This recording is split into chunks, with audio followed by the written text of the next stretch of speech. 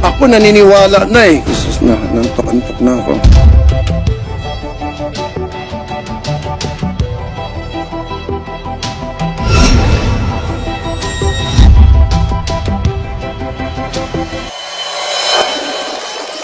Yan po sana yung preparation, Idol Rafi. Yan, bongga, kumpleto. Wow.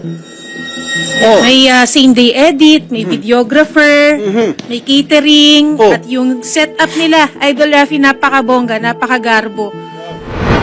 Hanggang sa umabot na ng gabi, Alas City na, wala pa nagsugod ang ceremony. hindi daw po dumating ang judge. Hindi pa nag-umpisa yung Wala ceremony. din pong mga, Oh, nakaready ng mga mesa. at wala din pong tao. Ang tao naman lang meron. Walang tao. Nung Saturday, I received a text message po sa in-house photographer ko po. Sabi ko, Sir Gary, merong couple na naghahanap ng wedding organizer na mag-handle nung wedding nila. Okay. Coming March 10. Pero hindi ko na siya tinanong kung anong details. Humingi na lang ako agad ng phone number ng bride para sa kanya na lang ako tumawag, and then mahingi ko yung details nung wedding. Nagpakilala siya sa alias niya. Ba't alias? Kasi ang nangyari po, Sir Rafi, nung nabulabog na po yung wedding, dinala na po siya sa police station, and then na find out po na isa siyang scammer. Ang nangyari po, ako po ang nag-abuno. Naku. Pero doon sa invitation, alias pa rin ang inilagay. Alias pa rin. Yes po, yung Hindi alias nilagay pa rin. tunay na pangalan ay talagang scam nga. Oh, tsaka palalaman yung sir, yung totoong pangalan nung pagka-viral na nung video. Marami na po mga nag-react ng mga netizen. Ano itong mga sinasabi? Opo. Sinabuyan ng asin, gayuma, ano yung...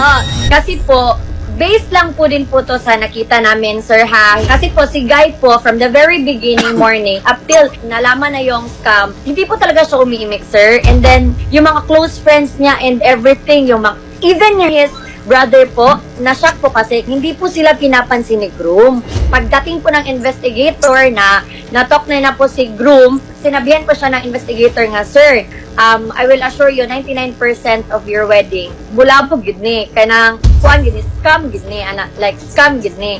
And then siya nga, hindi to scam, sir, siya, puntahan mo si bride. Pagbalik niya sa room, sir, ni bride, kasi si bride balisana eh. Okay. Paglabas po niya, hindi na po siya nakasuit ng pakasal.